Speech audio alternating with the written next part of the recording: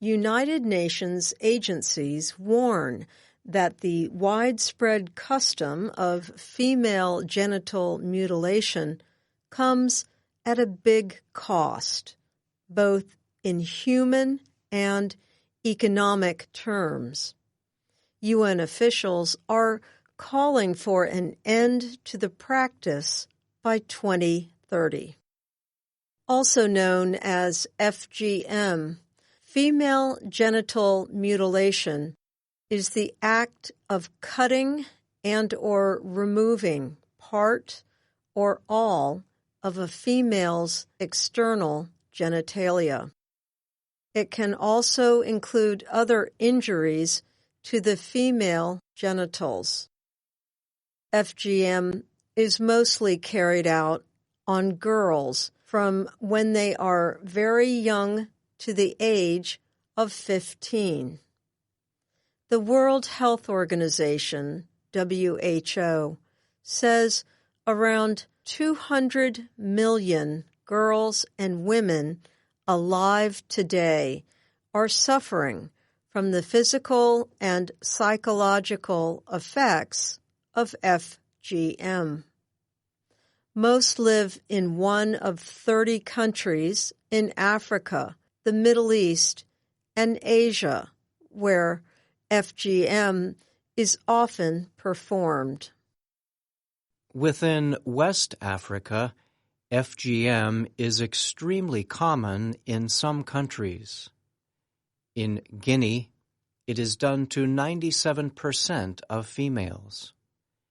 Gambia, Burkina Faso, Mali, and Sierra Leone all have rates above 75%.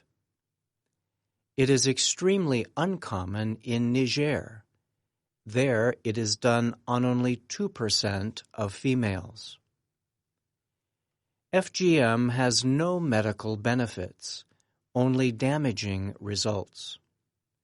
That is what Monica Farrow told VOA.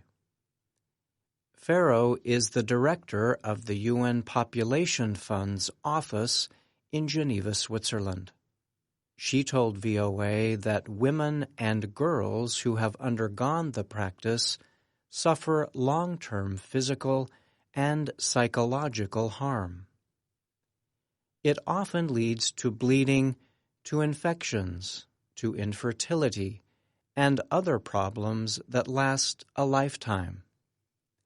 These can include urine infections, problems while giving birth, and sometimes it even leads to death, Farrow said.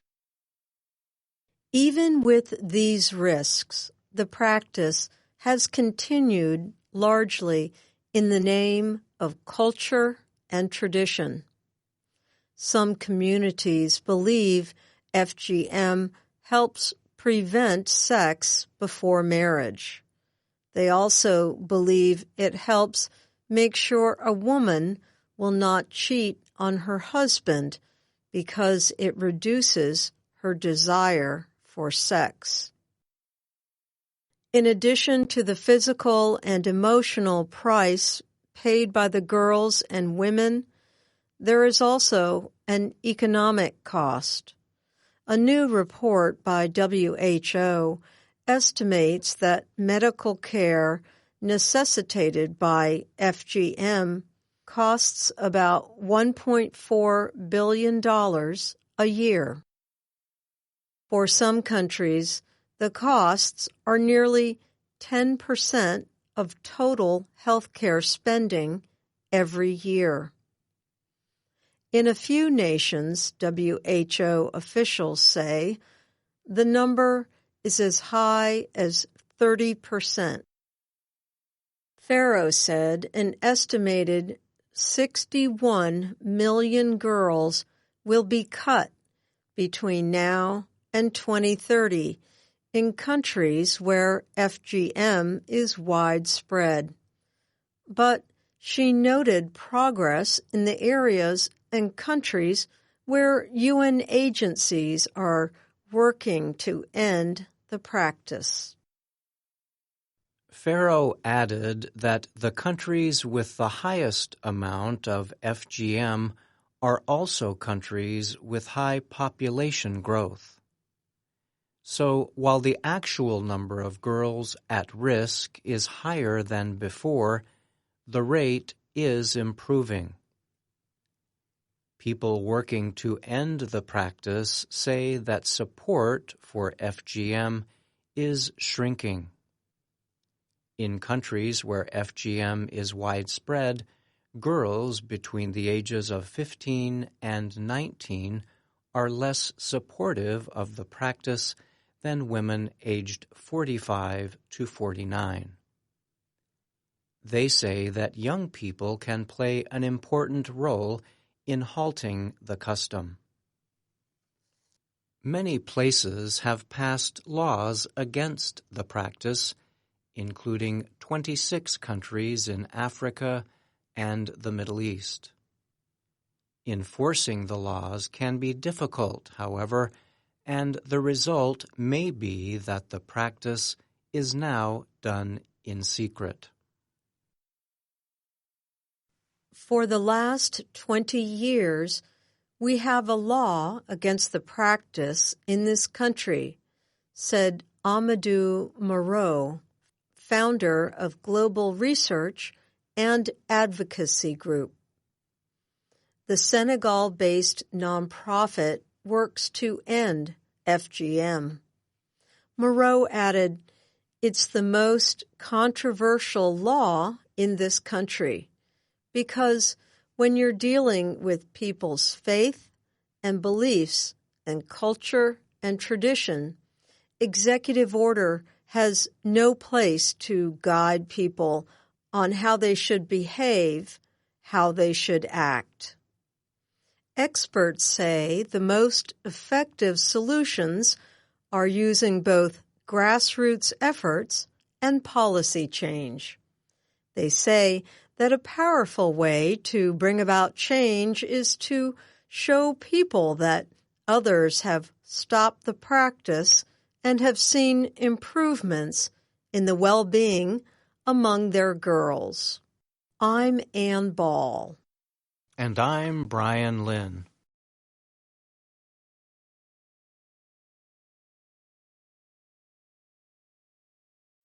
Many people across China returned to work on Monday. They were coming back after the government extended the Lunar New Year holiday in an effort to stop the spread of the new coronavirus. However, the World Health Organization, WHO, said it is concerned about the spread of the virus among people who have not traveled to China. Deaths from the international epidemic rose to 908. 97 of those deaths were reported on Sunday.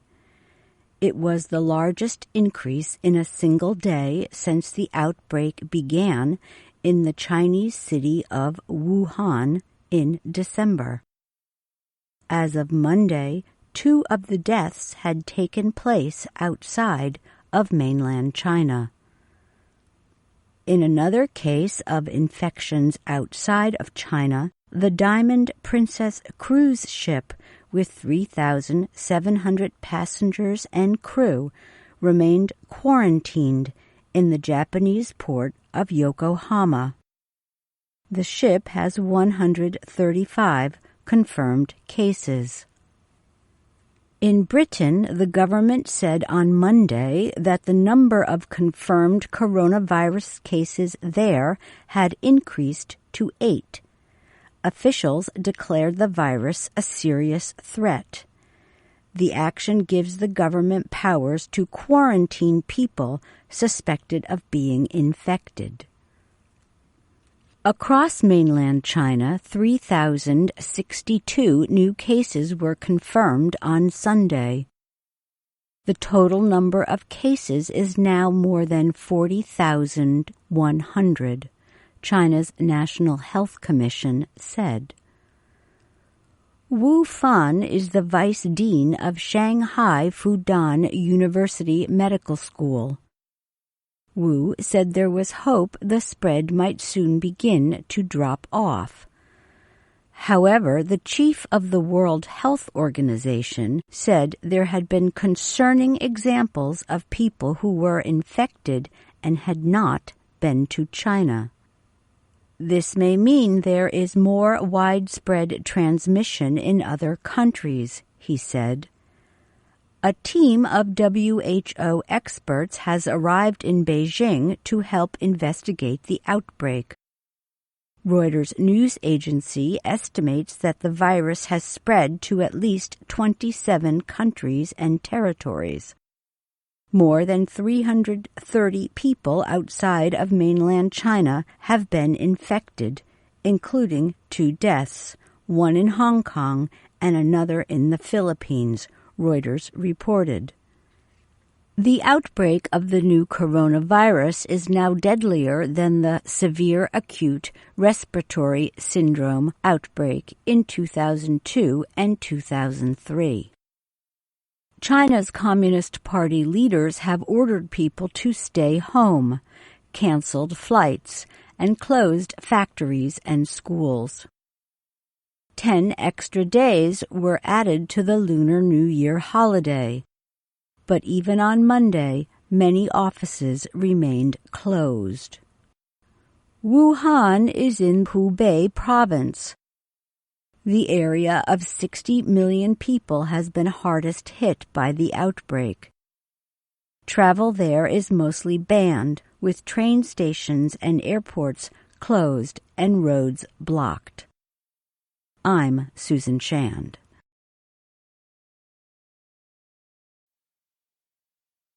The World Health Organization said on Monday that the world has nearly 17,400 confirmed cases of the novel coronavirus. More than 99% of those cases were reported in China. Compare that to the number of people infected with influenza in the United States. The U.S. Centers for Disease Control and Prevention, or CDC, estimates the flu has sickened between 19 million and 26 million people since October 1st. CDC officials also report that up to 25,000 people have died because of an infection during the 4-month period. Officials note that, in an average year, the flu kills up to 56,000 people nationwide. As of Sunday, there were 360 deaths from the coronavirus, mostly in China. There are currently 11 confirmed cases in the United States, but no deaths from the virus. Last October, the Johns Hopkins Center for Health Security held an exercise to help prepare health experts for what is happening today. It was called Event 201. Johns Hopkins University worked in partnership with the World Economic Forum and the Bill and Melinda Gates Foundation to organize the event. Event 201 brought together government experts, business leaders, and representatives of non-governmental organizations. The purpose was to talk about how the world would react to a serious epidemic. Crystal R. Watson is a doctor and an assistant professor at the Johns Hopkins Bloomberg School of Public Health. She said the event was meant to help leaders prepare for what is happening now. The purpose of that exercise was to raise issues of preparedness and response for those leaders so they could start working on making sure that we can develop medical countermeasures, drugs, and vaccines quickly in a severe outbreak, that we can respond to take care of the people who become sick. News stories about the coronavirus note some of the steps governments and health officials have planned for many years. People flying to the United States from China now have to stop at one of 7 airports. CDC workers are measuring the temperature of each passenger and looking for signs of breathing problems. Travelers who are coughing or have other symptoms may be taken to a hospital for more testing. One person who recently returned from China is Nick Caputo. He works for Sunrise International Education. He directs camps in China for students to learn about debate. Caputo was hoping to stay in China longer, but when the travel restrictions were announced, his company decided that he should return to the U.S. at once. He said, "That way I'd have time to go through a self-quarantine and make sure that I wasn't infected before I ran my program here." Craig Blacklock teaches English at Wenzhou Kane University in Wenzhou, China. He says the university has changed the beginning of its spring term from February 9th to March 1st. He said the school also is helping its teachers and employees get much-needed supplies and food. Blacklock told VOA that people around Wenzhou are taking temperatures and following the advice of the government to reduce the spread of the virus. While governments are taking steps to limit travel and reduce infections, Crystal Watson thinks there are things private citizens can do. The average person should also be just taking general measures to prevent infection with respiratory diseases. We are in the middle of cold and flu season as well, and so just good practices of covering your cough and sneeze, washing your hands very frequently, avoiding people who have a cough, and just trying to stay well in the midst of cold and flu season. With the novel coronavirus, one that did not affect people until now, doctors often pay more attention to the serious cases. We are still learning a lot about this new virus. One thing that happens early on in an outbreak, a novel outbreak like this, is that you see there's a bias towards seeing the more severe cases and deaths. So we're seeing those now, but as we go through and gather more data, we're going to find that there are many more mild cases that are not being now detected. So we anticipate that that fatality rate will decrease significantly as this continues to spread. Crystal Watson says that the world is better prepared now than it was over 15 years ago when faced with severe acute respiratory syndrome, known as SARS. There are definitely very important steps that the world has taken over the last 10 years to get better prepared. We can always do more, but I think people are taking this very seriously and responding in the best way that we can. I'm Jill Robbins.